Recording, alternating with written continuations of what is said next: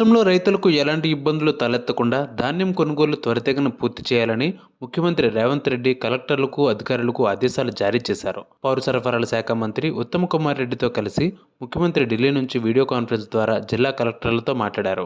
అక్రమాలకు పాల్పడే మిల్లర్లపై కఠిన చర్యలు తీసుకోవాలని కలెక్టర్లకు ఆదేశించారు.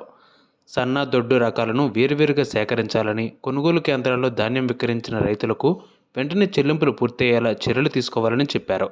సన్న రకాలపై ప్రభుత్వం అందిస్తున్న 500 రూపాయల విషయంలో రైతుల్లో ఆనందం వ్యక్తమవుతోందన్నారు. గిట్టుబాటు ధర కంటే మార్కెట్ ధర తక్కువగా ఉన్న ప్రతి సందర్భంలో పంటలను గిట్టుబాటు ధరకు కొనుగోలు చేసేలా రైతుల్లో భరోసా కల్పించాలని చెప్పారు. రాష్ట్రంలో 66 లక్షల ఎకరాల్లో ధాన్యం పండించగా ఇంకా 20 లక్షల ఎకరాల్లో పంట కొయ్యాల్సి ఉందన్నారు.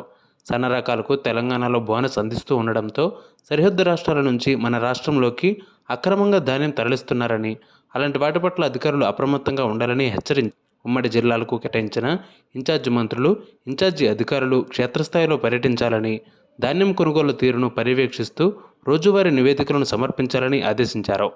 ఈ నెల 30వ తేదీన మహబూబ్ నగర్లో రైతు పండుగను జరపబోతున్న సందర్భంగా 28, 29, 30 తేదీల్లో పట్టణంలో వ్యవసాయ అనుబంధ రంగాల ఎగ్జిబిషన్ ఏర్పాటు, వ్యవసాయ రంగంలో ఆధునిక పద్ధతులు, యాంత్రీకరణ, ఆదర్శ రైతులతో రైతు అవగాహన కార్యక్రమాలను ఏర్పాటు చేస్తున్నందున ఆ సదస్సును విజయవంతం చేయాలని చెప్పారు.